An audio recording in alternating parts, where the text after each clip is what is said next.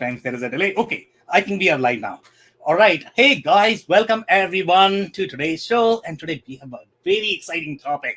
There's always going to be a debate about, whether to customize ERP, whether not to customize ERP. What is an ERP? So we are going to be talking about all of that. If you are joining for the first time, this is part of our digital transformation series, and we meet every Thursday at 5:30 p.m. Eastern. And we always have one panel that is going to discuss one very exciting topic related to digital transformation. So for today, it's going to be customization of ERP versus the maintenance nightmares. Okay, so we are going to start with everybody's intro. Chris, would you like to start with your intro, if you don't mind? Absolutely. Good afternoon, everybody. I'm Chris Garridini. I'm the president and owner of Turnkey Technologies. We've been implementing and selling ERP solutions and customizing them for over 27 years. We have some context on the topic. Glad to be here. Okay, amazing. Thank you so much for joining, Chris, today. Martin, I would like to move to you. Would you like to introduce yourself? Hi, I'm CIO for an automotive parts manufacturer and managing partner of Denelm Associates, working with ERPs and all sorts for quite a few years myself. Okay, amazing. And your background is going to be super beneficial, Martin, looking at different ERP. And I would like to discuss a little bit about Industry 4.0 flavor as well, because that is going to have a lot of issues from the configuration as well as from the add-on perspective. So it's going to be super interesting to discuss the architectural issues there. Thank you so much for joining today. Mike, can I move to you next? If you don't mind, can you introduce yourself? Sure, thanks, Sam. Hey, glad to be here. My name is Mike Schlagenhofer. I got about 40 plus years in manufacturing. For the last 6 years, I work for a casualty and property insurance carrier that covers about 7,000 manufacturers. And a lot of what I'm dealing with right now, helping them to make the move to ERP. Okay, amazing. And Mike, obviously you have seen it all. In my mind, the add-on, if you want to look at the add-ons or the ERP issues, they start from the contract. And you have signed a lot of them. You have seen a lot of different issues. So your experiences are going to be super beneficial. Ashish, can I move to you next for your introduction, if you don't mind? Sure, great. Hey, good evening, everyone, and good afternoon to some folks in the West Coast. My name is Ashish Parlekar. I'm a senior director on technology and ERP implementations. I have a former consulting background, worked at IBM and Deloitte before. So I've seen a lot of clients do ERP transformations. I've seen the good and the bad of, customizations and even modifications of source code. So we will talk. This is going to be a very lively and interesting discussion. There's a lot of passion coming out today. So this is definitely going to be lively discussion. Thank you so much for joining, Ashish. Aaron, can I move to you next? Would you like to introduce yourself? Sure, absolutely. Aaron Spool. I'm a seasoned CFO, managing director of Aventus Advisor Group. So we're an on-demand CFO controller and accounting firm. I interact with ERPs either through using them for financial reporting or paying for them. So. And that's a very interesting experience always, because you are the one who's actually going to cut the check and we need to please you. So thank you so much for being here, Aaron. My pleasure. All right, guys. So we are going to dig right into the topic. So first, we need to define what is a customization when it comes to ERP, what is a configuration, and what is going to be the integration. So Chris, I am actually going to start with you. From your experience, how do you define the customization? A lot of people are super confused in terms of what is going to be customization, what is going to be configuration, and what is going to be integration when it comes to ERP. Absolutely. And I think the easy one to define is we talk about configuration. These are data-driven changes, right? There's no code. And so just as I make that statement, as we think about what is a customization, there's some point where code is introduced into an installation. Again, typically inside the application. So if you think about, is it peripheral? Well, we're not going to consider that customizing the core ERP. But when we introduce code into the core ERP, and we change and we alter a business process programmatically, right? Okay, that's what I define as a customization. Integrations, again, integrations are peripheral to a degree. They may be touching an API. They're not invasive, okay? So an invasive customization can alter the business process. It can actually change and violate GAAP, generally accepted accounting principles. So again, it's much more invasive is where we're adding code at the installation. That's my definition. So. Okay, so I am going to have some questions for you. In terms of the amount of efforts required, typically when customers think, configuration, you flip the switch and it's going to be done, right? That's how easy ERP is supposed to be, and you should be able to install within 5 days. So why is configuration so hard when it comes to ERP? I think based on the application, and we have a lot of products in the market, it's the number of on-off switches. And I'll use that example. I sell one platform that has, let's say, 100 switches. And then I've got a bigger one that has 1,500 switches. And if you think about permutations, I have switch A on and switch B on and switch C off. Okay, well, so again, those configurations and permutations can create different behaviors. And so I think as we rationalize, do we need a customization? Normally, the first part of that process is vetting. Is there a configuration combination that yields the outcome? That's it. But configuration, it can be complex. And again, as we get into the bigger systems, there's so much more configurability just to that point because they address so many diverse types of businesses, right? So. Okay, amazing. Thank you so much for that. And Martin, I'm actually going to move to you. From your experience, how do you define the customization, configuration, integration? Especially, I am looking to see in terms of the amount of effort, because a lot of people think that, configuration is supposed to be easy. You are not supposed to be, in my mind, when you look at the configuration, you still have to follow the software development lifecycle because you have to still come up with the test cases. You still have to test. You still have to, sort of go through the 70% of the software development lifecycle. The only thing you are not really doing is the coding, right? So that's how I like to think. So in your experience, do you feel that configuration is supposed to be any easier than programming? Is it more difficult? Does it require more time? So difference between customization, configuration, and integration, in your opinion. And I'll throw an extra one in there, which is orchestration as well. Okay. Yeah. So yeah. I'll throw an extra term and just confuse things even more. Yeah. So I define configuration very similar to what Chris does, which is the fact that configurations is a series of switches, whatever. It's a series of settings. The major difference between configurations and customizations is, generally speaking, configurations can just carry over from one version to the next if you upgrade. Customizations often tend to have to be rewritten if you upgrade to a newer version.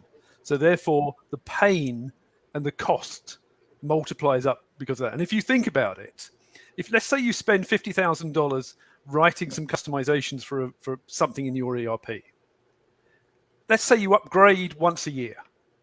And you've got to re-implement that every year. Okay, maybe it's not going to cost you $50,000 every year because you've already spec'd it or whatever else. Let's say it's $30,000 a year. So over 10 years, that $50,000 change is $50,000 and 9 lots of $30,000. Yeah. So from a CFO standpoint, that small change, which may have had a return on investment of, let's say, it saved $100,000 of work, but over 10 years, it's cost you $400,000 odd, or whatever the number is. And if you think about that in terms of, is this something that was actually harming your ability to keep using this tool? And so just to move on to what else you said, integrations, again, are, I think Chris said it very well, is integrations on the periphery. And it came across this term recently, orchestrations, which was used in context of some ERPs have abilities to call a stored procedure type routine that is external to the ERP, but allows you to actually do a certain piece of logic without harming the central code of the ERP. So those types of things tend to be on the edge, peripheral to it, but can be called. I tend to think of it like a stored procedure almost. But again, those are a bit like a configuration. They're external to the main code. You're not harming the main code. You're not changing the main code. You're not in that kind of code piece of it, which is going to harm your ability to maintain, your ability to upgrade, et cetera, et cetera. Okay, some amazing insights there. And I am probably going to have a clarifying question for you as well, especially your comment about, if you move from version 1 to version 2, and then probably you can, move your configuration without much effort. So let's say I don't know how similar these versions are, because there could be a drastic change in the data model of the version, and sometimes your configuration may not move from version 1 to version 2. Now, I'll give you a scenario, Martin, okay? So some people, what they think is, I have my entity 1, and I have all of my master data here. And now what I am trying to do is I am trying to spin off another entity because I'm probably opening another office. It could be a new branch. Now, my chart of accounts are similar. My customers probably are going to be newer in this case, but the majority of the configuration that I am looking for from the finance perspective, from the operations perspective, so it should be like flipping a switch in the new instance, right? So I should be able to do it within 5 days. But that's not true, because when you actually install a new entity, then what is going to happen is you have to test not only this entity, you have to test the interaction of this entity with the existing entity. So it's going to be a massive project. So do you agree with this, or are you going to feel that, what, since this is only a configuration, it's just a minor change in the configuration because the other entity is not as different, so it's not going to require as much effort? What would be your thoughts on this one? I think it depends on the ERP. It depends on how things are orchestrated. I didn't mean it as a joke, by the way. How things are configured and everything else. Because in a lot of cases, adding a new plant or a new warehouse or whatever else can be a very simple configuration that doesn't need a lot of retesting. If, however, you're doing things which are unusual to your ERP and you're forcing change into it, your customizations, then maybe it becomes a maintenance nightmare. It becomes something you've got to retest. And then you get into all of the pain and the suffering that you're talking about. Yeah, you should be able to add an extra entity in lots of cases without having to go through a major retest, maybe major regression testing or whatever. Yeah, I think maybe you should throw that question out to the others as well, because they've got varying experiences and everything else. And I think it's worth hearing, other opinions on that. Yeah, I am definitely interested in that. So maybe, Ashish, I don't know, what is your experience overall in terms of the customization configuration, how you would, incorporate this as part of the project plan? And I'm pretty sure you are managing the P&L. So you have to sign the budget and you have to get the realistic picture of how much effort it is going to be. So let's say if somebody comes to you and they are simply launching, let's say, a new entity or the plant, and they are going to claim that I can do it in 10 days. Would you believe them? Would you go with the project because you don't want any surprises once you are actually part of the project, right? Right. So again, I mean, we will have to look at what you're adding. So like Martin said, but I like what Chris mentioned up is the configuration begins with your, either a new master data that you're adding, right? Yeah. Because think about an ERP system is built based on an industry standard, like whatever is the industry based, how you do your finance, how you do your manufacturing and all that.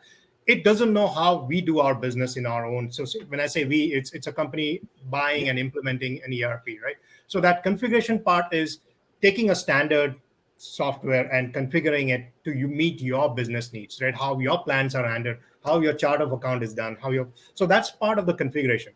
But then the customization has nuances to it, right? The customization could be local, global, state-wise, right? So you might add a configuration, but you could also do some additional customization to have reports which are specific to a state, or I'm just staying within the US, but when you go global, there might be configuration which are localization that are needed, right? Those are the, and then the extreme case of customization is when you start modifying the source code. And sometimes the ERPs provide you the source code, and they absolutely tell you don't modify, the source code, because then you're changing the ownership on that code.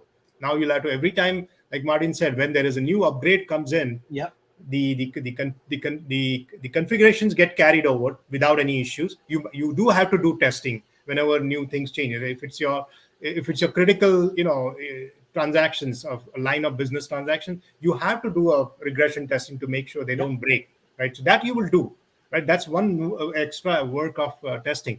But adding a plant or adding master data should be a master data addition activity. It should not, unless it's heavy-handed where you've done a lot of customization, and because of the set of data, your code or your customization takes a different route, then you have to do a lot of testing. So that's why I said it depends on how extended. 10 days could be, it could be longer if it is a very, very complex process, or it's a long end-to-end process where you have third parties involved in it, suppliers and banks and all that you might have to test with them. So I'm just expanding that testing aspect. I don't know whether I answered your question, but that's where I was going with configuration, customization, and then you had the third aspect, integration is absolutely, I mean, your ERP is self-contained. You want to exchange data with others, right? So you either they provide you an API to exchange data, or you build new, so that it fall under customization again, right? Because you will build some kind of a, but all this is done during the fit gap analysis of your blueprint, or when you do the explore, you start mapping what is capable from that ERP solution and what is a gap. And based on the gap, you start kind of getting into whether it's going to be a configuration, it's going to be a customization, or there's absolutely nothing provided by the ERP. So in that case, what, you're going to build a custom routine or something like that to meet that requirement, because that's a critical requirement, MVP for your, like, most viable product for your solution, right? So that's where I was. So I am actually going to have a clarifying question for you as well. Some great insights there, but I am actually going to throw a twist there. Okay. Overall, in terms of the ownership of the code. So you mentioned that, there is going to be OEM owned piece of code that you are going to get as part of your ERP. And then if you have to develop your own customization, if you have your own development team, then it's good. But let's say if you have a vendor in between, okay, sometimes they are going to have significant customizations owned by them, and they might not even share the code base with you. So now you are dependent upon that bar. Okay, you are not only locked on the OEM. In case of OEM, what you could do is you can probably find another partner and work with them. But in this particular case, you are really locked with that bar, because nobody else is going to know about what is written inside that. There is not going to be a lot of documentation, because obviously VARs don't have the development processes similar to the OEM. So when you look at the customization, do you look at the ownership piece of the code, who is going to own, or do you not look for it when you are, let's say, looking at the customization or buying the ERP? Sure, I'll share my experience. And when we look at customization, we work with the vendor. So for example, who is a vendor provider? In my case, it has been SAP many times. So we work with them if they are bringing this feature in the future releases, right? I mean, if that's possible, and if it's in the near roadmap, then it's great. Then we can talk to the business and see, can we live with that, right? But if it's not on the roadmap, then we have to build this. We have to take the ownership. I don't think we will let vendors or somebody else take ownership of that customization, right? And that customization better be good and worth the extent of modifying of. Because remember, it's like a warranty. When you change the source code, right, on the modification side, I'm talking about modification. They have, most of these ERP systems provide hooks where you can customize safely. So when you upgrade, there is, with little effort, it can get carried over. But then when we make we call hard code modification, right? Mods to the code. At that point of time, you're pretty much owning that component of it. So when you upgrade, that's a manual step, or a step that you have to make sure that's identified, documented, and then we carry over. So it's a cost of ownership that we kind of lock in with.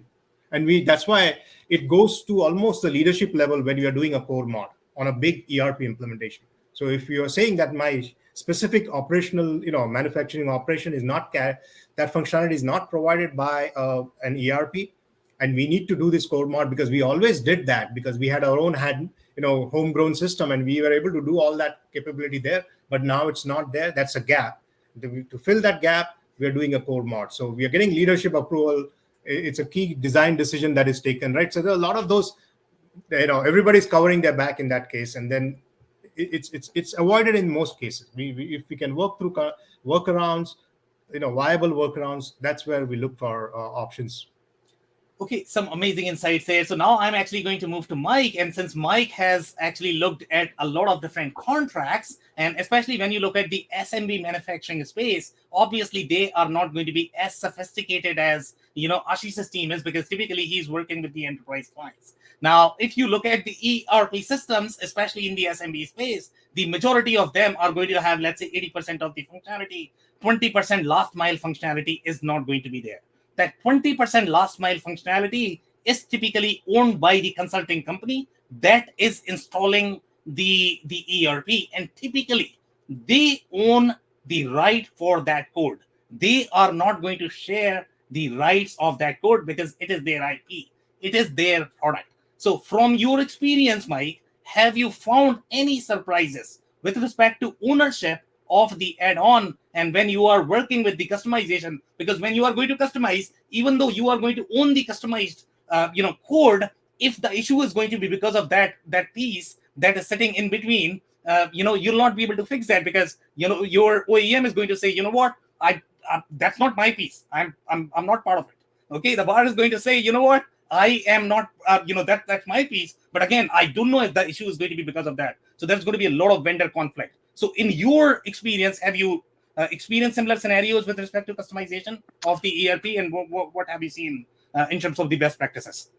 Well, the short answer is yes. The long answer is, when I start working with a customer that's trying to put an ERP system in, and I think it's covered in some of your previous shows, my first thing is make a list of what you want, what are the must-haves, and then shop around. Truly, mind, you mentioned at the beginning of the show, all the ERP systems out there. Don't look at one, look at one. If you're new to ERP, I'm like, go with an off-the-shelf system.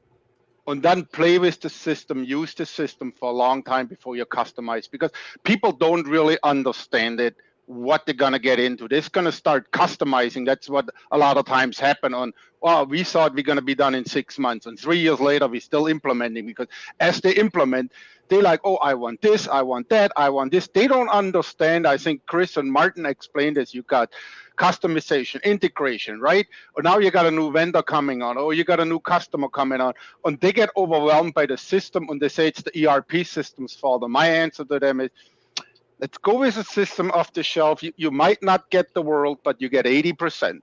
Understand that system. Then before you even go back to your OEM for the ERP, say, here's what I want. And they might say, you know what?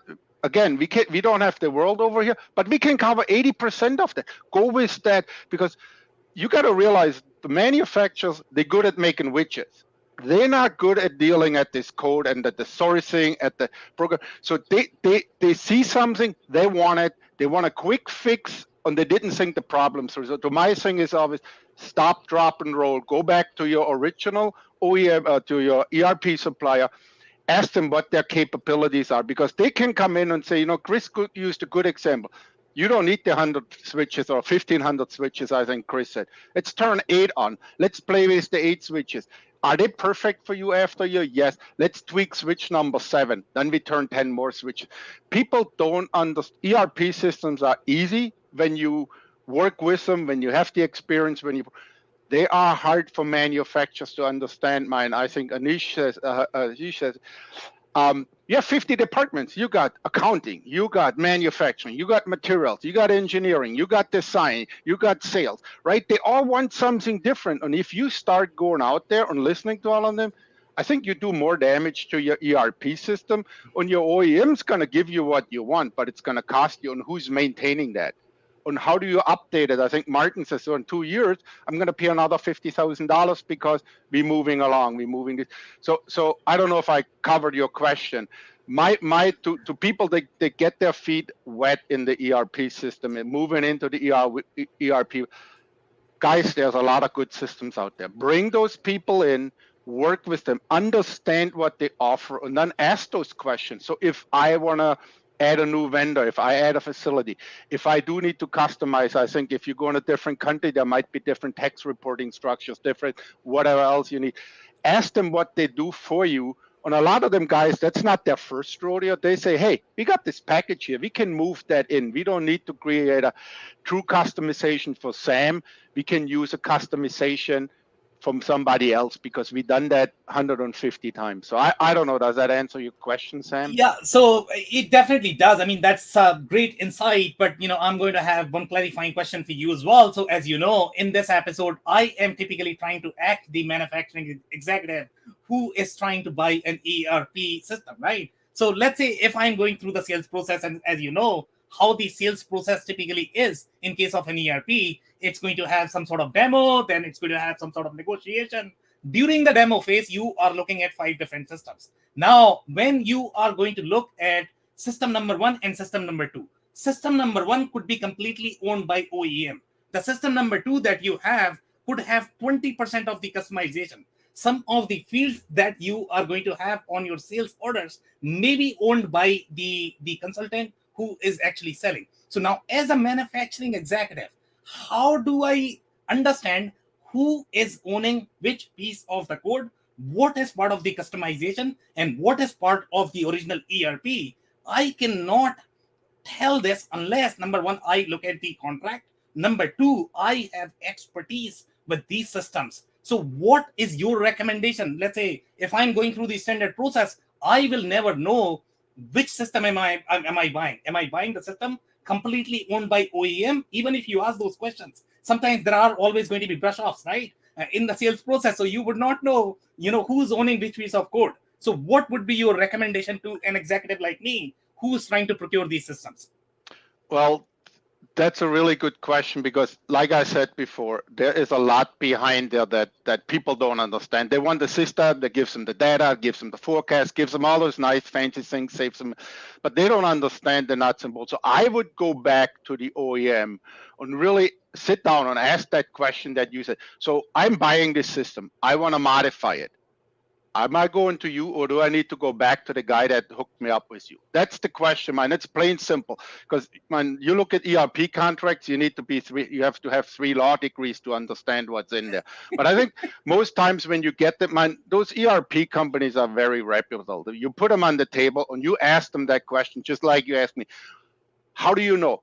Okay, I want to modify. Do I go to you, or do I go back to this guy over here? And then, do I own it? Do I need to maintain it? Man, that's the question that they need to ask. The people that I deal with from the ERP side, they're very honest. Even the in-between people, the consultants, the implementers, they are very honest and says, well, you need to come to me. I will negotiate with Chris. And then Chris is the tech expert to write the code, to implement it, to integrate. But you need to go through XYZ. Or no, you can directly call Chris up. Chris sends his guys down there tomorrow and they give you what it is. I know it's a little complicated because every company runs this a little bit different. And that's why companies that have ERP systems sometimes work with a company like Chris's company. They say, you're the boots on the ground. You got to deal with that part. We create this for you. You deal with that part. You work with the customer. You that go between. But that's the question you need to ask. That's my advice. Ask that question point blank, and don't say okay if you don't understand the answer. Where do I go to, and who is the responsible person to meet? Some amazing insights. The only comment I'm going to have there is, the other side of the table are all salespeople. They all are trying to win. It's not they are being dishonest or unethical. It's just that the way they are going to present the information, it is going to be in their best interest to be able to win. So you really need to read between the lines, before you can really trust them. Here's one thing I think my grandpa taught me this.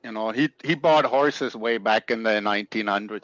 I would say when I narrow it down to those 2 ERP implementers, I said, let me talk to your customers.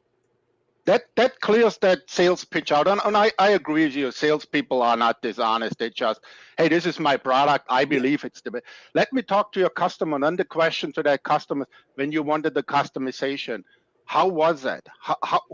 Who ended up helping you? Well, it took me 3 months to find the right party. Well, now you know that's what you're going to be dealing with. But that would be my advice, to counter that and say, okay, now that I have it narrowed down, I don't need to talk to 100 users. Let me talk to 2 of your users and then ask them the question. Because seriously, how did that horse perform for you? Could it pull the plow or not? And the guy that had it before if he lies too, then you up the creek without a paddle. So sorry about that. Amazing insights there. So I'm actually going to move to Aaron. And Aaron, since you actually signed the paycheck, for these ERP vendors, so you definitely have to know how to uncover these financial risks, because these are the real risks that are going to be there for the company. And as the CFO, you don't want any surprises in the contract. That should be your goal. So what has been your experience overall in uncovering these risks? What is your advice for the manufacturing executives in understanding what is a customization, what is configuration, and what is going to be integration, especially when you are looking at just one platform as part of your demo when you are shopping around for ERP system? So I'll say there's an old saying that I like: if you have to look at the contract, you've already lost. So The second you start saying, what does this contract actually, and that's post signing, right? So if you're looking at the contract to see what's been covered and what's not, no matter, and you're already in trouble. Now, I'm not saying that. Now that's post signing, and not pre. Obviously, you should review everything before you sign to know exactly what you're getting into. Like everyone covered things really well. I think the first thing you have to ask yourself, and let's back up a bit, is there's no hard fast rule with this. Okay. There's no you should never customize. Yes, customization. I don't have to go over the risk. Everyone's already talked about the risk. Martin and Chris and Ashish and Michael said it much better than I ever could. Could it theoretically be a heck of a lot more expensive? Absolutely. Will it cause all these issues when you attempt to upgrade? Yes. Do you know your upgrade schedule? Maybe not. I'd be kind of surprised if you're upgrading all the time, except for certain things. Ashish, I would say one comment. I have never believed a product roadmap ever sent to me. I don't believe there's a pot of gold at the end of it. I think that anything that they've promised, if it doesn't exist when you buy the thing, it might never. That's kind of usually my opinion, just because I know what I'm buying because it's right there. I can't predict the future. So that's kind of like a high level from risk perspective. I think if you map out, as just everyone says here, what happens next. So you're doing this for a reason. You're customizing, or you're configuring, or orchestrating a customization. There, sorry, Martin, I just want to put that in there. All for a business need. And let's be clear, no ERP is perfect, as Michael says. So you're either changing the data to make the ERP work for you, you're changing the input, or you're changing it while it's being created in the ERP to get the output that you need. That type of risk factor is really, I boil it down to first, will it actually work? So before we, as from the finance perspective, even before we get to cost, does this thing actually work? Will it actually meet the business spec? And I think a lot of us, I know I forget that all the time because I'm so focused on the P&L. So, well, what's it going to cost? Well, is it actually going to solve the problem? And from an IT perspective, I can totally understand. Can I actually support this afterwards? Can I? Where am I going to get the support from? How's that cost going to happen? All these basic questions. So what happens day 2? Ultra important, because that's going to help build your P&L. But in the end, will it actually function? Yeah. I think that's the greatest risk. And I think it's the risk that I personally forget the most about, which is the most obvious risk of, will this thing actually work for the user? Not for us either paying for it, trying to predict how much it's going to cost, or the poor folks over here who have to maintain it somehow for the user. I would go back to that. And that's the number one thing I got to think about is, will this thing work in the future? And because just because you customize, what happens if the business need changes, which is going to? How flexible are we in this thing to change it again? Though that's it's odd for me saying that. Usually I'm thinking about from another perspective, but in this case especially, it's and if you have to customize it and spend a whole bunch of money to customize it, well, the answer is if you don't do that and take on all these extra process risks, you're out of business. Well, it's the cost of doing business. So all the preparatory work that we're doing, I think is ultra important. We have to do this. That's our job. But at the end, it goes back down to, from a user perspective, does this thing actually work? And will it work in the future? So I'm actually, Ashish, do you have a comment? Sorry. No, I was giving a thumbs up to Aaron. He kind of summarized it so well from a CFO perspective. Okay, amazing. CFO supports us like that. Yeah. So I am actually going to have a comment there, and this is coming from one of the episodes that we have done recently, as part of this series itself. And this comment is actually coming from Tom Rodden. He's part of the panels many of the times. And one of the things that he mentioned when he was going through the evaluation process, and one of the experiences that he has had is, initially the vendor actually claimed that, maybe the capability was there. Maybe there was a gray area, but after doing the POC, they uncovered that the capability was not there. So you mentioned, Aaron, that you don't believe in product roadmap. You know how sales demos work. Skeptical of a product roadmap. Yes. But at the same time, when you look at the sales demo, they are designed to make things appear simple, because you are not going to spend years just doing the demo. So you will never know the deeper capabilities in terms of what the ERP can support and what it cannot support. So your comment was, will it work in the future? So how do you ensure during the demo whether the product is really going to work in the future? Because sometimes it could be just a sales brush off So, that the vendor is claiming that. all right. Okay, go ahead. So I'll say my comment on demos, and it's the old joke of, the devil comes to a person and says, I'd like to, you have a choice between, heaven and hell. And he shows this is what hell was like. And this is beautiful paradise and everything's wonderful. And he talks to people there and they're all having a great time. He says, mine's made up. I want hell. All right. Goes to hell. And it's everything that you think of with pitchforks and flames and everything. So it goes to the devil's, what the heck is this? This is utterly different than you showed me before. Oh, that was the demo. So that's my thoughts on demos. Yeah. Okay, amazing. Go ahead, Martin. Sorry. I was just going to say, I think something I learned a long while ago as a CIO is never trust what an IT salesperson is telling you until it's proven. Yeah, that old saying about I'm from Missouri, prove it. Until it's physically proven, do not believe it. And I've even had salespeople in a past, from a big company as well, put some stuff in PowerPoint slides that turned out not to be true. And we ended up going back to them and they got a whole lot of money back off them because the salesperson would actually put stuff that was incorrect on their slides. So yeah, you have to that. And also the other famous phrase that none of us believe anymore is it's in the next release. And I just want to add those two things in because, yeah, until it's physically proven, I don't care whether it's a salesperson telling me or another customer who happens to be a friendly customer to the actual OEM telling me, unless I can actually prove it, I don't believe it. So, Martin, I'll comment on that exactly. So I say it's in the next release sounds like the IT version of a country song, right? So it's, I find that, so Sam, to go back to your original question, exactly what Martin says, riff off that.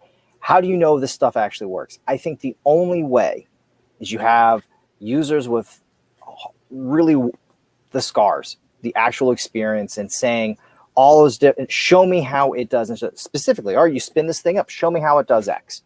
Show me how, and give the actual scenarios that you're dealing with today and all the different pain points that you have and make them prove it out.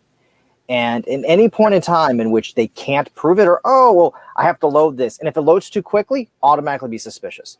Like, what did you just do there? Is that, you don't have to see it load. I'm just going to show you the completed query. Like, no, I want to see how long this, they say, oh, well, it's in a spun up environment and the query time takes a while. So it's like, I don't care. Show me something real. And that's in my mind, that's the closest thing you can get to. If you're really lucky, and I think this is next to impossible to ever happen, see an actual live version from someone else using it. If you can go on-prem somewhere else. Good luck with that ever happening. But if you could do that, that's great. I would not put that in your criteria because it's like the criteria that'll never be fulfilled. But from a demo perspective, I always go back to like, take all your pain points and have them proved. Not say, hey, does it do this? They say, yes. No, show me. Show me how you do X. And in a live environment, not your demo environment. In my mind, that's the only way. Sorry, Ashish, you had a comment.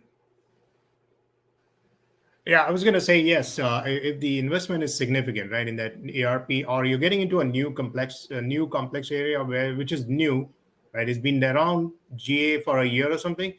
The vendors sometimes, it's depending on how the vendors offer you to go and talk to reference clients, right, who have implemented it with them, right, during the pre-GA and how it worked out. Right? So what were the pain points and all. So that will give you a good glimpse of whether you up for the cutting edge of that, that technology, or do you want it to mature? Because typically after a couple of years, that particular functionality matures, right? And depending on how the government laws or regulations are, many times some of these software changes, right? Is a vendor doing it on time, or is there a lag? And we, Sam, I think you brought a topic where I think I interpreted it differently, but there's certain functionality that the vendor doesn't provide, right? I mean, like I would say tax calculation. Like if you look at Vertex or Sabrix, typically referred to as bolt-ons to the to the original ERP system. So they also had to sync up because the bolt-on also has to follow the main ERP's version and compatibility. Because if you might end up into that soup also, that you buy a bolt-on like a tax calculation, which does tax calculation entire US and international also, and your ERP has moved on to a new version, right? But your tax calculation has not caught up. So now there's incompatibility there too, right? I mean, so when you're making decisions on bolt-on, when you're making decisions on ERP, you have to follow that roadmap of how that whole ecosystem is going to behave also. Because if you're making significant investment, right? I mean, you have to kind of weigh in all that. In fact, I was at a client where their legal department was also looking at how stable that company is, and if you sue them, will they be able to pay back the legal fees and all, right? So there are a lot of angles on the legal side that we don't want to go into, but people do all that evaluation before they invest in the vendor, right? So, or if they are going to be taken over by somebody, are we holding the bag in that case, right? So you make an investment in that vendor, and that vendor is bought by somebody else. Now we are fighting the compatibility issue there too. So all those have to be weighed in too. Yeah. So, Chris, I'm actually going to have a question for you since you mentioned the 1500 switches in case of an ERP, and a lot of people are talking about different demos to figure out what is going to be customization, what is going to be integration. We all know that we cannot flip the 1500 switches to know where the customization resides. And I'm pretty sure you have been part of many different deals. And if you have had a lot of bolt-ons as part of the deals, you know how much maintenance nightmare you are going to have. I mean, I don't want to be part of that project, to be honest. It's a nightmare because to get hold of these people, to figure out, who's failing, where exactly it is failing, and why the solution is not working because of 15 different add-ons. So in your experience, let's say today you are not the salesperson, Chris. Okay, you are actually buying the ERP software. So let's say if you are on the other side of the table and you have to vet a vendor, what will be your approach in identifying these customization so that they don't actually result in maintenance nightmare later on? That's a great point. And believe it or not, I'm an end user as well. So I may own it, sell it, but I'm actually a consumer. And to that point, my team presents me with gaps. So as she said, there are gaps in my solution. I'm like, okay, how do I overcome my gaps? Do I build it? Do I buy it? And so the advice to people is just that, is before you hurry up and build something, did somebody already do it, right? Does it, can I plug it in? Can it work? And how many of those plug-in pieces? And then you go back to their compatibility. And you're absolutely right. So vetting that, and again, I think I would tell people to be patient in the sales process until they've kicked all the tires and really completed the due diligence. And Martin, I am from Missouri, so show me, show you. But to that point, it really is the burden of due diligence to make sure that you really check your boxes and you don't quit early. And if these are key processes, and even if it's something that there's a gap, well, really to beat up on a pre-sales design concept to see how feasible is that. And to Aaron's point, will it work? Can you really do that while I get the right user experience? And you can push more in that pre-sales process to, understand compatibility with bolt-ons versus I'm going to build it or am I going to buy it, and whether I want to do the engineering and then try to figure out every feature I need versus this guy spent money and there's some synergy and there's 5 other people using it. And to Michael's point, reference checks and really having those conversations. It's all of those things. It's really evaluating the bolt-on and compatibility with other bolt-ons. And again, what's their it's a compliance with the manufacturer. New release comes out, hey, 90 days, you got to have it ready. So there's some of those things. So I'm waiting for my guy to update his and I can't upgrade. We've got to avoid those things by understanding the vendor's contract with the manufacturer, contract with you in terms of just expectation of release dates. You brought up the other one, who owns the code? Remember, a lot of people can rebrand. I can sell turnkey ERP. Well, it isn't mine, but I added a little piece to it, but it's who's down there, who's underneath. But at the end, if I've got a layer on top, you're dealing with me, and then you've got the manufacturer for all that core functionality. So there's some dual responsibility, but you absolutely, when you get a branded layer on top of a platform, you're dealing with the guy that built that. And as it comes to code, it's funny. I just had a chat with a client where they may bring another partner. I go, is my code protected? Meaning somebody else gets in there, they can't open my stuff up. Yep. So I locked it. I own it. The customer's using it, but I own it. So back to contracts. I mean, there's a lot of moving pieces here. If you're buying IP, who owns it? Do you own it? Can you service it? Can you further extend it, right, without having inordinate fees? So a lot of due diligence that's required by ownership as they evaluate. Do I customize it? Do I build it? Do I buy it? And the other thing I'll throw in there about integrations, I said peripheral. Well, that's great if you're using an API that's going through business logic. But if you get somebody come in there, oh, I'm going to build it and directly integrate with tables, that you don't want to go there either, because the compromising nature of them trying to figure out how to match that business logic to create an intact, a gap transaction. So a lot of risks, like I said, but I think a lot of the due diligence on the front end can avoid back end problems. And the other comment is stream of consciousness development, right? Ashish, have the gaps identified. They're on the list. Freeze. We're not, add this. That's the meandering development that never ends. That's a huge risk to companies too. And they've got to have discipline to really flush out the design and what do I need and what's it look like. I had somebody, their stream of consciousness Power BI report. When's it going to end? I don't know. They keep thinking of stuff. So anyway, a lot of comments there, guys. Yeah, so great insights, and I'm going to have one question for you overall in determining, when to use the integration, when it is appropriate to use, acceptable to use sort of the add-on and the configuration. So let's say if I'm buying an ERP, and a lot of times how it is in the technical community, in the ERP community, we all have tendency to say yes to everything, even if it is going to be completely off. Okay, so what is going to happen is, let's say if I am working in a completely off industry, and we know for a fact that this ERP is probably not going to work for the other industry because they might have completely different sales orders, completely different purchase order. It was never designed for that industry. But what the vendor is saying is, you know what, I can customize it. I can probably, create an add-on. Just because you can create it, you are probably going to commit to it. So now, in your experience, let's say if you were to make a decision between what is the acceptable add-on, what is the acceptable integration, and what is the acceptable customization, what would be your recommendation, Chris? Yeah, really. I mean, even as I sell a deal, if it's more than 5% customization, and in that classification, these are invasive code modifications. Again, integrations, they don't count in that 5%. Custom reports don't count in that 5%. But if I have to come in there and build 30% functionality because of your industry, that's a big risk. What I would say to that is go back and find other people that are in your industry and say, what did you use? Exactly. Because to reinvent the wheel, believe me, it's 2021.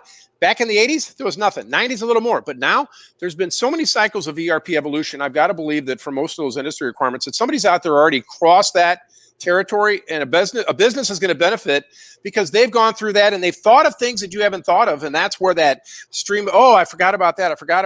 And that's where it just never ends. But that would be my recommendation. If you're feeling 30%, more than 5%, ask a question. Okay. And again, excluding reporting and integration work. But if it's, I can build this module for you, you don't need a module. Somebody probably already did something. That's my advice, like I said, because we won't sell deals like that.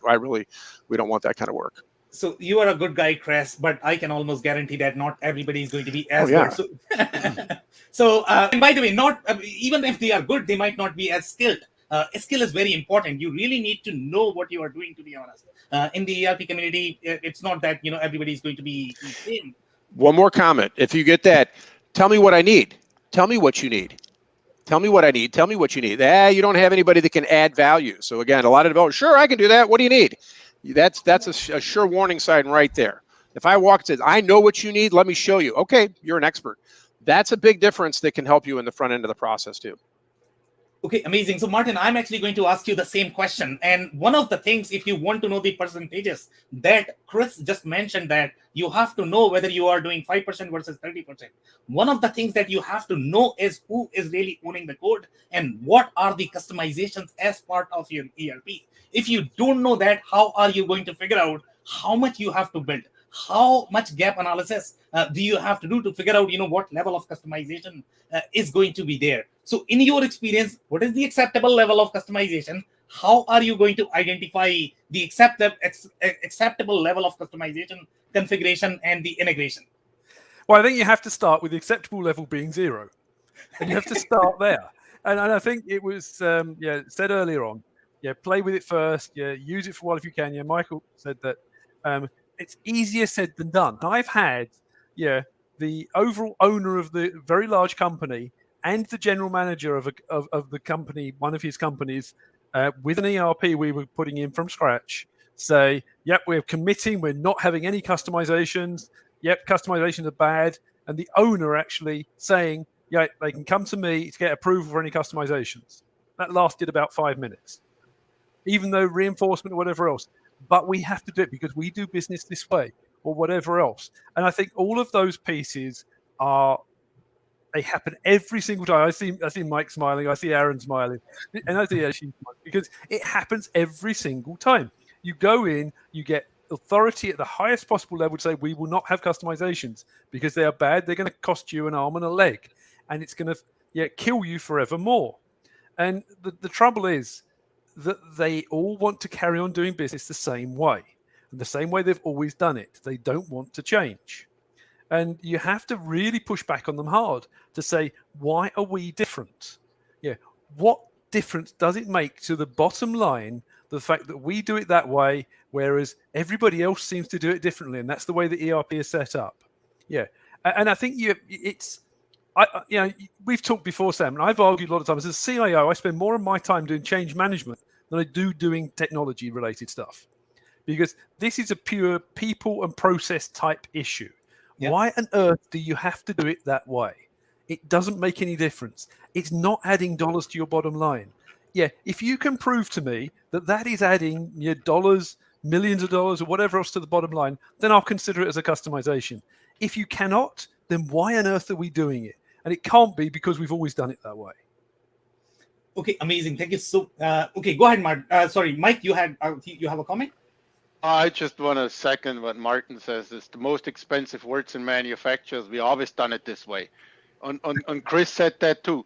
Don't go out and have them design 30%. Even if you industry, there's only 3 in the United States. There gotta be worldwide some people that using the system. Take what they have. Don't do 30% customization. There got to be 29% of that already out, and then your ERP company can do that extra 1% because I have to do it my way. We all think we're different, but you know what? There's only so many ways to skin a cat, and they all end up the same way. So why do we say we are different? Do it the way that makes the most money. So and that's what Martin says on Chris. And Chris is, that's good. I'm as your vendor saying 5% or whatever your number is. That's when I have to push back and say, why would you do that? And same thing with Martin is like, why are you so different? Maybe your processes are wrong. They need to be looked at. It's not the ERP system because, I don't know if it was Aaron that said it, but they've been around since the 80s. Yeah, there was a lot of tweaking in the 80s. But as we moved up, that stuff became standardized. Things became, and the big companies driving it to the suppliers and to the vendors and saying, hey, that's how our system works. Get a system that communicates with our system. So I don't think you need to do 30% customization. Yeah, and Sam, I'm just going to quickly add that most of these well-established ERP vendors, right, they have a very good user community, which also talks to the vendor, right? I mean, that this functionality is consistently being asked in this industry, right? And that gets added in the next release. I mean, I know we talked about release, but sometimes those release could be good for us. But we only talked about the downside of ERP. But what I was saying is ERP could be used as a basis to standardize, right? It start moving towards standard industry processes, right? And you should have about 10 to 20% of customization, like we said last time, right? I mean, 75 to 80%, you will have a good industry match, unless you're doing something really different, like, very, very unique and nobody else has. That's where you go about doing customization. I know we're up about time to wrap up, right? So yeah, I don't know, Aaron, if you have any comment, we can take one comment, and otherwise we are going to take the closing advice. I guess, Ashish, you mentioned something that actually I think I went cold in the heart there when you mentioned user communities. I go from a user of this of the ERP. I remember nothing scared me more when I went to my tech team. I said, yeah, this report system we bought doesn't seem to work. And literally the guy Googled to try to find the answer. And I'm like, we didn't have the support internally to do this. Like you're literally, the support was Google. Are you kidding me? Oh, I'm going to check the message boards. You're good. I almost had a heart attack. Now I would just say from that perspective, either you be very, very upfront with your internal team, if you have that internal expertise, or at least you have turnkey solutions there, or someone on call, like a Chris, that you can get a hold of that's part of your team, whether or not they're employed or not, to solve that. That's the only thing I would bring, because if you're relying solely on, I know you weren't mentioning it that way from a tech support perspective, you're using that from a advice perspective on usage. That's the only thing I would mention. Yeah, in our the user community I was referring to was fellow customers like Yeah. us, right, who have invested in that ERP Absolutely. and are very, very upfront with the problems, right? They are not hiding or anything like that. They are, I'm a member of many of those when it comes to every single general ledger known to man. Yep. So absolutely. So the only comment I'm going to have related to user community is, let's say if I'm using ERP1 and the same ERP is being used by another customer, they might have 15 add-ons. They might still call it, I don't know, maybe SAP or maybe Microsoft Dynamics, but they would not know that they are actually using 15 add-ons on top of it. Customers just don't know what they don't know. Subjective. So that is the only comment I will have. Now we'll take the closing advice. So Chris, what is your closing advice as far as the customization goes? I think that really to perform the due diligence in the pre-sales process and identify gaps and get a fix list and really visualize the solution that's being proposed. And ROI, I didn't throw that out there, but Aaron made that comment. And look for the ROI. And if it's something that doesn't have an ROI and can we have a different process, look for the workaround. Be adaptable. That's what I would say. Okay. Instead of just jumping right in. And there's a lot to learn. There's people that customize because they just don't learn the systems. And so learn first, as Michael had said as well. So that's it. Okay, amazing. Thank you so much, Chris. Martin, what is your closing advice? I think my closing advice would be, if you can, get them to use it. And Michael suggested this: get them to use it as is for a period first of all, and try it like that. Then think about customizing if you really have to. But for every customization, look at what is the bottom line. How does that impact my bottom line? And if you can't prove it impacts your bottom line, then why on earth are you doing it? Okay, amazing. So we need to make it super short in terms of closing advice because some of you might have meetings. Ashish, what is your short closing advice? No, I was saying that do your evaluation, right, and how much is the fit gap, right, of your tool, and then and see what the industry is doing in the same thing in your same industry. Is the solution better, meeting your expectations or not, and then go with it. Don't buy before doing all that evaluation. Obviously, nobody does, but that's the advice.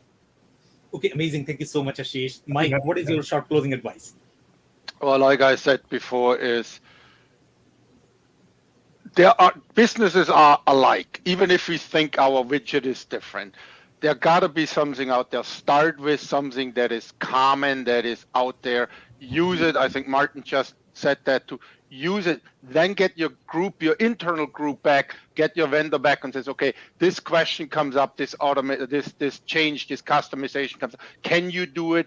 What is the impact of that change to us on how does it long-term impact that? And then make the decision, is it really needed or not?